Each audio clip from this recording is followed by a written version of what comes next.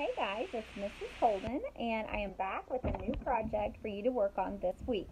This week's project is called Pounded Nature Art because we will actually be pounding nature with some sort of material and creating a really cool print with the items I'm about to list with you. So some things you're going to need are some things from nature.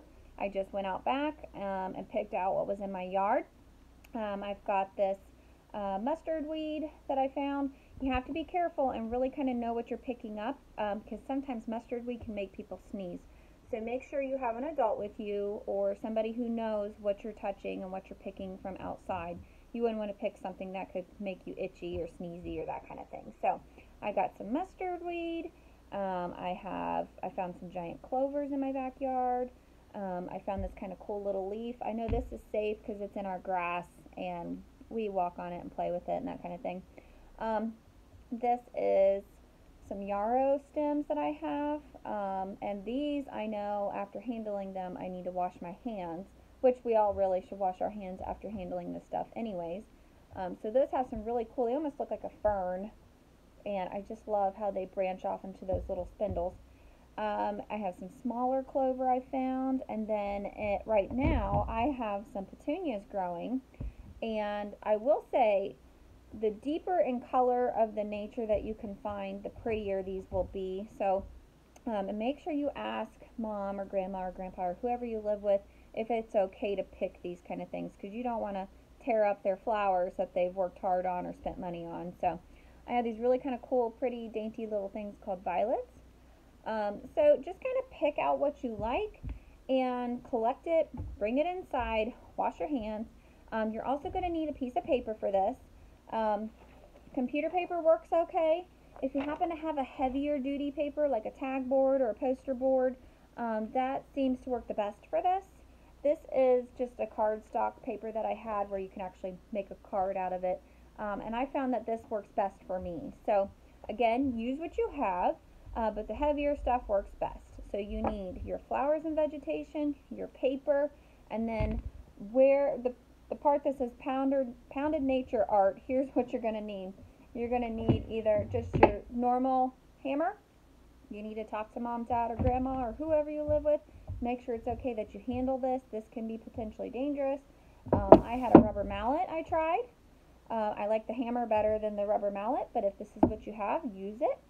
If you don't have any of those, you could go outside and find yourself a nice, round, smooth rock. That will work. Or I have another technique with this glass jar where you're actually rolling instead of pounding, so that works too. And so that's what you're going to need for that. And then the top covering that you're going to need, and I'll explain it more in detail here in just a minute, you can use paper towel. In fact, the explanation I sent out says to use paper towel, but I did try some other things. I used wax paper, and this one actually I think I like the best. I've also tried saran wrap, you know, the plastic wrap, but I feel like the wax paper ended up being the best. So again, you need vegetation, paper, something to do the pounding with, and something to cover up the plants, so either the wax paper or paper towels or whatnot. So here's how you're going to do this. You're going to take your paper, lay it down, and you're going to take your vegetation and you're going to lay it down, kind of position things how you would like, and you have to make sure that you're putting, especially flowers, you're going to put them head down like so that they're facing the paper and not up towards you. So they need to face down, and just arrange it, you know, how you would like to on the paper. And then, so let me set this down and arrange that really quick, kind of how I want. Lay down my clovers. And then you do have to make sure, guys, if you have a leaf or something that has veins where you can actually feel the veins, it's best that the veins are also facing down onto the paper, because we are going to smash these things, and when these veins kind of explode and smash open, you want them facing down onto the actual paper that you're using. So I went ahead and just arranged this. Just kind of a couple items, nothing super fancy. There we go. And so now I'm going to take my wax paper. If you don't have the wax paper, You can use the paper towels, like I said in the description. I will say this kind of like absorbed some of the plant liquid and kind of transferred more on here than on my paper. So if it's what you have, use it, but this wax paper kind of created a cool resistance, so I'm going to use the wax paper for this. So you're going to take and lay this down on top. Let me get these guys back on here. So here's my plants. I'm going to lay this on top of my items, and I can still kind of see them through the wax paper, which is nice, so that I know that I've actually pounded them correctly. So I've got it here. I'm going to use the hammer. Again, if you have a rock or a mallet, use that. If you have a jar, this was kind of cool. I tried this. You can just take and push down and roll that jar. I'll do it to the clover. Roll it back and forth over top of your items, and it's going to kind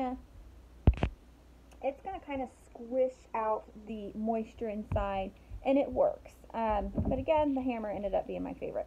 So you're going to take, and with a adult or somebody who can help supervise you, you're going to take your hammer, get really close, and you're just going to tap, tap, tap. So I'm going to go around. It's a little noisy, so maybe you should do this outside. Make sure you're on a surface that can handle it, and watch your fingers so you're not smashing your finger. So it's good to have a mom and dad or whoever around for this. So I'm going to smash these items quickly.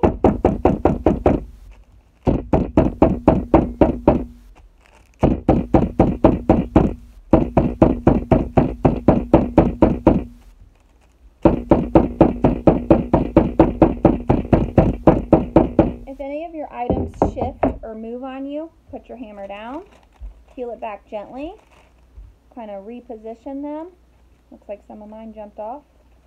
Put the paper back down, and get back to work. And go around and smash everything that you see. And then once you've smashed it one good time, you may even want to go back over it a second time just to really make sure. I had some leaves that were really stubborn. I went over them. I thought it did really well. I peeled them back, and there was nothing left on my paper. So the goal of this is to pound these pieces of vegetation, and we're cracking them open. We're smushing out their juices onto the paper. It's going to leave a print behind. It's not going to look just like what you have originally. It just kind of smashes and leaves you kind of the resemblance of a flower or whatever. Okay.